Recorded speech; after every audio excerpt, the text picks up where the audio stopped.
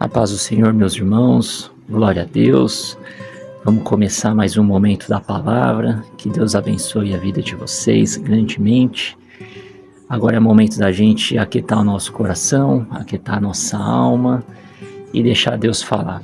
A palavra de hoje está no livro de 1 Reis, capítulo 19, do versículo 9 ao versículo 12. Eu recomendo, meus irmãos, a ler o capítulo 19 inteiro depois.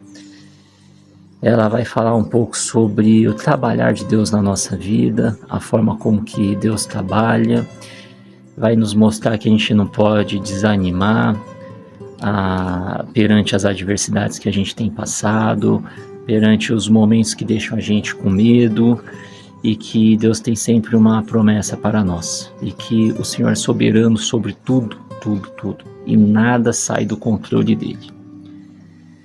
Ali entrou numa caverna, onde passou a noite, e eis que lhe veio a palavra do Senhor e lhe disse: Que fazes aqui, Elias? Ele respondeu: Tenho sido zeloso pelo Senhor, Deus dos exércitos, porque os filhos de Israel deixaram a tua aliança, derribaram os teus altares e mataram os teus profetas à espada, e eu fiquei só, e procuram tirar minha vida. Disse-lhe Deus: Sai e põe-te neste monte, perante o Senhor. Eis que passava o Senhor, e um grande e forte vento fendia os montes, e despedaçava as penhas diante do Senhor. Porém o Senhor não estava no vento. Depois do vento um terremoto, mas o Senhor não estava no terremoto. Depois do terremoto um fogo, mas o Senhor não estava no fogo. E depois do fogo um cício tranquilo e suave. Meus irmãos, vamos entender aqui o pano de fundo dessa passagem, né? Qual que era o cenário atual? Elias, ele estava fugindo de Jezabel, né? Ela tinha prometido matar Elias, assim como ele fez com os soldados dela. Elias, ele vinha sofrendo uma forte perseguição, aliás, não só Elias, os profetas do Senhor vinham sofrendo uma forte perseguição, né? Jezabel era a esposa de Acabe, rei de Israel, na ocasião, e eles faziam tudo o contrário do que queria Deus, né? Jezabel era uma mulher que ela adorava ao deus Baal, né? E conseguiu influenciar o povo de Israel a adorar outros deuses, né? A abandonar a aliança que eles tinham com o Senhor. O povo de Israel sempre foi um povo muito duro, né? Ele foi um povo escolhido por Deus, né? Porém, foi um povo que, com facilidade, eles se inclinavam a outros deuses. E Elias, ele fugia porque, naquele momento, ele ficou desanimado, né? Mesmo ele já provando tantos sinais de Deus, sendo ele ferramenta, instrumento nas mãos de Deus para fazer tantas sinais para aquele povo, mas naquela hora ele se intimidou com o que Jezabel tinha falado. Se eu não me engano, existe no começo do capítulo 19, ela fala assim: ainda hoje, se eu não matar Elias, que os deuses me matam, né? Que os deuses me matam se eu não fizer com Elias a mesma coisa que ele fez com os meus profetas. Então, vamos entender. Elias, ele passou por alguns estágios. Ele fugiu, ele foi sustentado pelos anjos do Senhor, né? Ele passou 40 dias e 40 noites no deserto, e depois disso ele se escondeu numa caverna, né? E o Senhor aparece para ele e fala: o que você está fazendo aí? Ah, Senhor, quer dizer, eu não estou acreditando muito que o Senhor vai fazer alguma coisa para mudar o meu cenário, né? Mas ele fala: Senhor, olha, estão matando os profetas, estão querendo me matar, eu estou desesperado aqui, preciso fazer alguma coisa, encontrei essa caverna, acho que é um lugar bom para mim. Mas não foi assim que Deus quis para ele. Saia dessa caverna e continue a sua caminhada. tem trabalho para você. E o trabalho dele era justamente ungir 2 reis e Eliseu, que posteriormente iria ficar no lugar dele. Esses 2 reis, né, seriam as pessoas que Deus iria usar para trazer a disciplina, vamos assim dizer, o castigo para o povo de Israel que tanto estava perseguindo. Deus posteriormente iria restaurar a aliança dele com o seu povo, mas naquele momento eles tinham que passar pela disciplina do Senhor. O que a gente precisa entender, trazer isso para as nossas vidas? Eu acho interessante quando fala que o Senhor estava no Cício tranquilo, né? Então passou o vento, passou o terremoto, passou o fogo, mas o Senhor não estava. Eles anunciavam a chegada do Senhor, mas o Senhor ainda não estava neles. O Senhor, ele age nas nossas vidas na tranquilidade, no silêncio. O Senhor, ele não se intimida com os fatores adversos. O fato de Jezabel estar perseguindo Elias, para Deus isso não era problema. Olha o que aconteceu com Lázaro. Morreu, depois de 3, 4 dias, Jesus foi e ressuscitou ele, né? Marta, Maria desesperada, meu irmão, mas para Deus, para Jesus isso não era um problema. Por quê? Porque ele é soberano, ele sabia muito bem que aquilo para ele não era um problema, ainda que Lázaro já estava morto há 1 ano, 2 anos, enfim, isso não era um problema. Então, meus irmãos, isso é uma passagem muito interessante para que a gente se apegue na soberania de Deus e na forma com que Deus ele opera na nossa vida. É muito comum a gente passar por problemas e ver uma situação que a gente não consegue controlar e até o presente momento a gente não vê sinal nenhum de Deus. Mas isso não significa que Deus não está fazendo nada. Muito pelo contrário, Deus ele pode operar no último milésimo de segundo naquela situação. E creia, acredite, tenha fé, não desanime em momento algum e não fuja, porque isso não resolve o problema. Isso, na verdade, de fugir é uma atitude covarde nossa que demonstra falta de fé e que a gente não pode ter. Quando a gente entende que o Senhor, ele é soberano, o Senhor, ele nada é impossível para ele, a gente acredita, a gente tem fé. E quando a gente foge, a gente demonstra que nós não estamos com a nossa fé fundamentada no Senhor. Meus irmãos, recentemente eu passei por algumas situações, eu e minha esposa, e a gente precisava de um sinal de Deus assim no momento, né?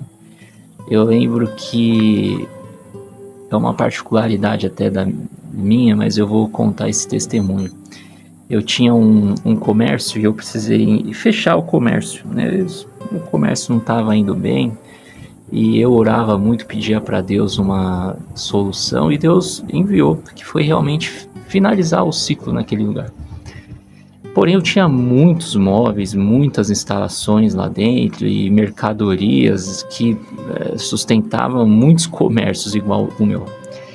E eu falava, Senhor, o que eu vou fazer com tudo isso?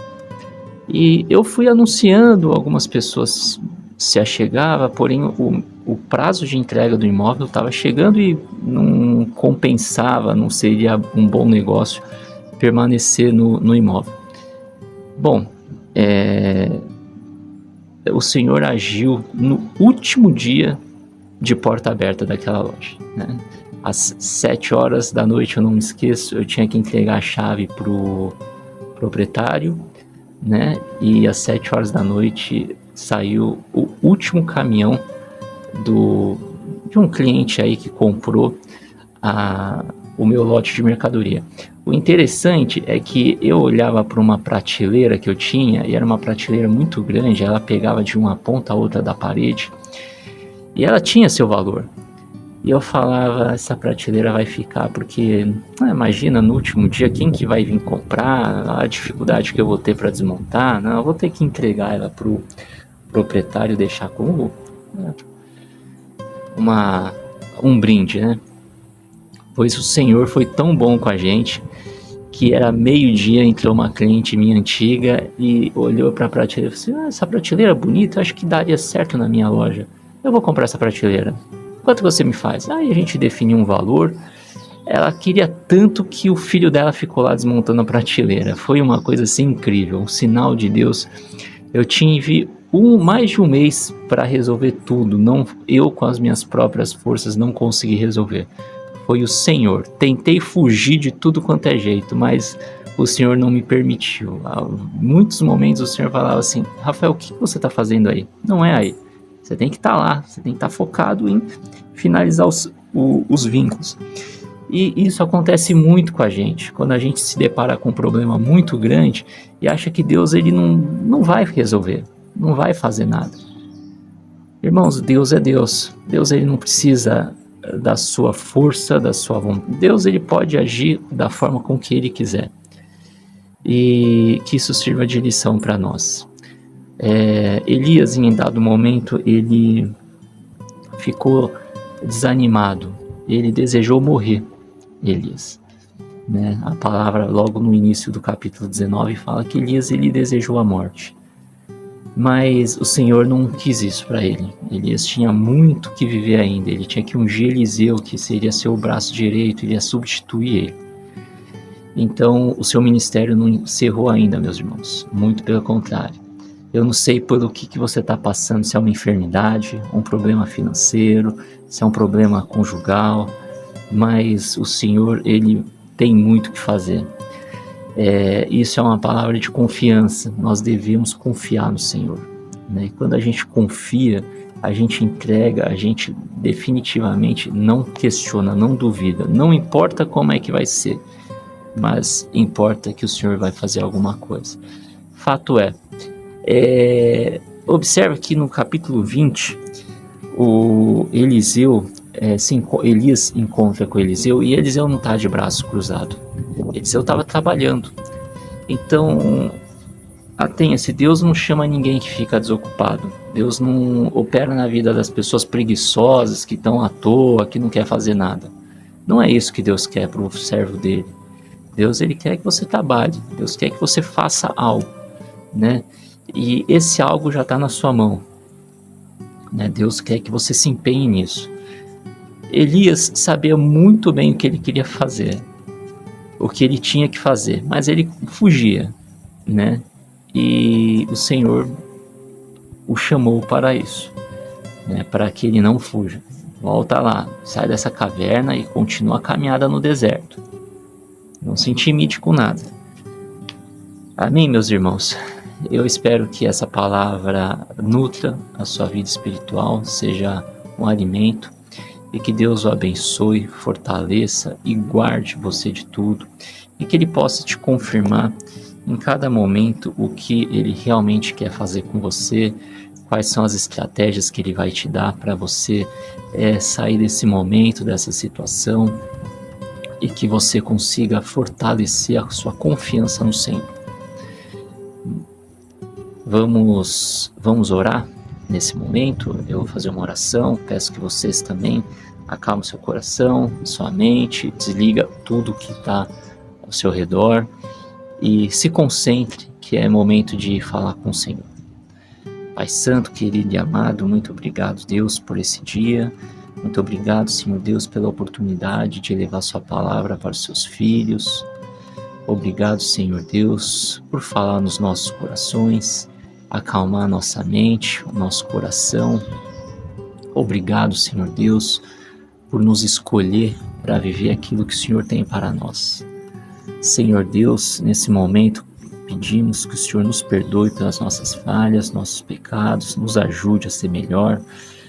Perdoa, Senhor Deus, por muitas vezes andarmos escondidos do Senhor, achar que o Senhor não está trabalhando nas nossas causas. por muitas vezes achar que nós temos que resolver as coisas com as forças dos nossos próprios braços, quando na verdade nós entendemos que somos incapazes de fazer algo para solucionar os problemas, as batalhas, as dificuldades que estamos enfrentando. Pai querido, eu peço que o Senhor cuide de todos os seus filhos, que o Senhor entre na vida deles, luta as causas que eles estão passando, Senhor Deus, problemas financeiros, saúde, conjugais, Senhor, vícios, Pai, problemas infinitos, Senhor. Perdoa-os, Senhor Deus, haja com misericórdia, provê na vida deles o sustento que o Senhor tem para eles, Pai, e que eles possam viver os propósitos que o Senhor tem. É em nome do seu Filho amado Jesus Cristo que eu te peço e te agradeço. Amém.